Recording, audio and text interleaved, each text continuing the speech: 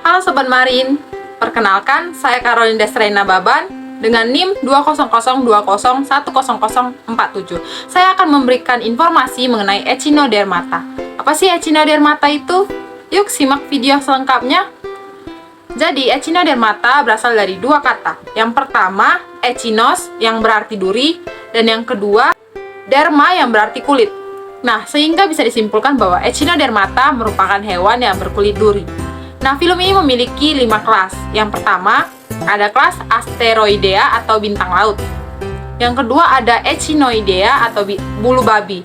Nah, bisa dilihat dari video ini bahwa setiap kelasnya memiliki banyak spesies yang berbeda. Selanjutnya, ada kelas Holoturidea atau teripang. Kemudian ada Ophiuroidea atau bintang mengular, dan ada Crinoidea atau lili laut. Yuk kita bahas satu persatu. Yang pertama ada kelas Holoturidea atau teripang. Nah, secara morfologi teripang ini mempunyai permukaan kulit yang biasanya kasar.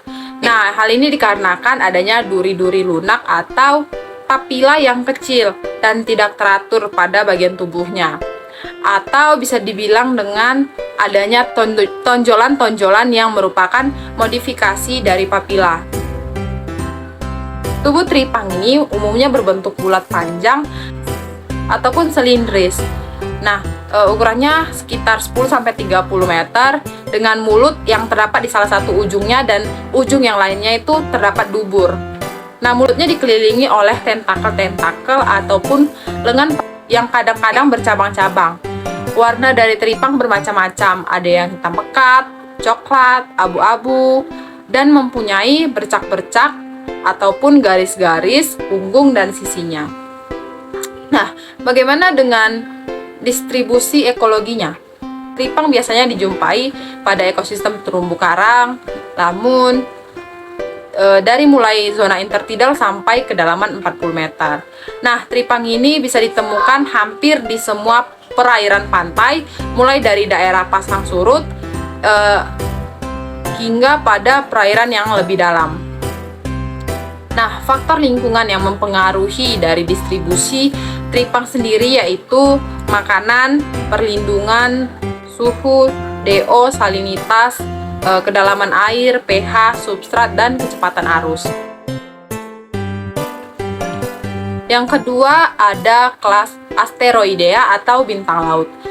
Nah, secara morfologi, bintang laut ini berbentuk seperti bintang, terdiri atas satu diskus sentralis dan 5 radi. Nah, mempunyai telapak kaki yang berbentuk seperti tabung dan terletak pada alur sepanjang sisi oral penjuluran. Seluruh tubuhnya ini tertutup duri kecuali pada lekuk sisi oral yang disebut dengan celah ambulakral. Alat geraknya berupa 4 tabung telapak dinding selom yang menonjol sebagai kantong yang biasanya disebut branki. Nah, branki ini berfungsi sebagai alat dari pernapasan dan juga ekskresi. Nah, bagaimana dengan distribusi ekologi dari bintang laut? Nah, bintang laut ini hidup di dasar perairan mengikuti kontur dari permukaan bebatuan. Nah, pada beberapa habitat bintang laut yang mengalami kekeringan pada air surut terjadi beberapa penyesuaian. Antara lain ada penanaman diri di dalam pasir. Nah, sebaran bintang laut ini berada pada karang hidup, karang mati, pecahan karang, substrat pasir, dan juga lamun. Yang ketiga ada kelas Ophiuroidea. Secara morfologi, tubuh dari Ophiuroidea ini terdiri dari 2 bagian, yaitu bagian oral dan bagian aboral. Nah, bagian oral dan aboral ini sama-sama tidak memiliki duri. Bagian oral sendiri terdapat mulut yang bentuknya seperti segitiga, yang disebut itu rahang. Kemudian pada bagian aboral ini terdapat lempeng berkapur yang disebut perisai. Tubuhnya sendiri simetris pentaradial yang memiliki 5 lengan bulat panjang yang berbentuk seperti cambuk, dan lengannya ini mudah putus. Tubuhnya sendiri berbentuk seperti cakram yang dilindungi oleh cangkang kapur yang berbentuk keping dan juga dilapisi oleh granula dan duri. Nah, kaki amburakalnya ini disebut dengan tentakel yang dilengkapi dengan alat hisap dan alat sensoris. Nah, bagaimana dengan distribusi ekologi dari bintang mengular? Nah, bintang mengular ini menyebar di ekosistem terumbu karang ataupun bisa hidup bebas di dasar perairan lepas pantai. Pada ekosistem terumbu karang, biota ini akan menempati berbagai habitat seperti karang hidup, karang mati, pecahan karang, dan daerah lamun. Biota ini mempunyai sifat fototaksis, negatif, dan cenderung hidup bersembunyi di daerah penyebarannya. Yang keempat, ada kelas Echinoidea atau bulu babi. Nah, secara morfologis, tubuh dari bulu babi ini berbentuk bulat seperti bola dengan cangkang yang keras dan berkapur yang dipenuhi dengan duri-duri. Duri-durinya ini terletak berderet di dalam garis-garis membujur dan dapat digerakkan. Mulut dari bulu babi terletak di bagian bawah dan anusnya terletak di bagian atas di puncak cangkang yang membulat. Nah, bulu babi ini mempunyai 5 pasang garis kaki tabung dan duri panjang yang dapat digerakkan tentunya. Kaki tabung dan duri memungkinkan bulu babi untuk merangkak di permukaan karang dan juga bisa digunakan untuk berjalan di atas pasir. Nah, bagaimana dengan distribusi ekologi dari bulu babi? Nah, bulu babi ini hidup di daerah terumbu karang yang dipenuhi dengan alga dan daerah padang lamun dengan substrat yang agak keras seperti pasir ataupun campuran antara pasir dan karang. Bulu babi ini hidup secara berkelompok ataupun soliter tergantung dari jenis dan juga habitatnya. Yang kelima ada kelas Crinoidea. Secara morfologi bentuknya ini menyerupai tanaman pakis atau lili.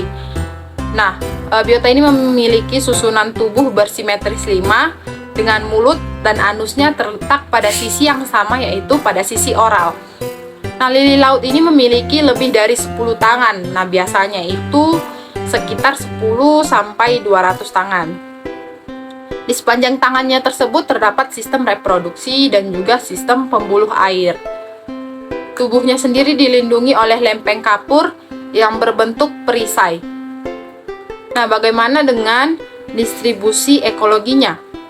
Lili laut ini bisa menyesuaikan diri untuk bertahan hidup di dasar yang berlumpur. Namun, habitat yang paling cocok bagi lili laut ini adalah ekosistem terumbu karang.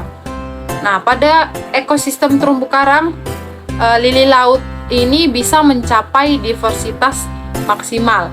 Nah, diduga kalau persyaratan hidup di terumbu karang ini sangat sesuai buat lili laut. Fisiologis terhadap lingkungannya gimana sih? Yang pertama, dari segi pencernaan makanannya, itu sudah lengkap, kecuali ada pada kelas Ophiuroidea. Yang kedua, sistem ekskresinya tidak memiliki organ khusus. Dan yang ketiga, organ respirasinya terdiri dari insang, papula, dan juga kaki tabung.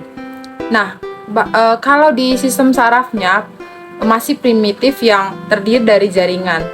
Yang terakhir, sistem reproduksinya menggunakan kelenjar kelamin yang sederhana. Kemudian perkembangan biaknya bisa secara seksual ataupun aseksual.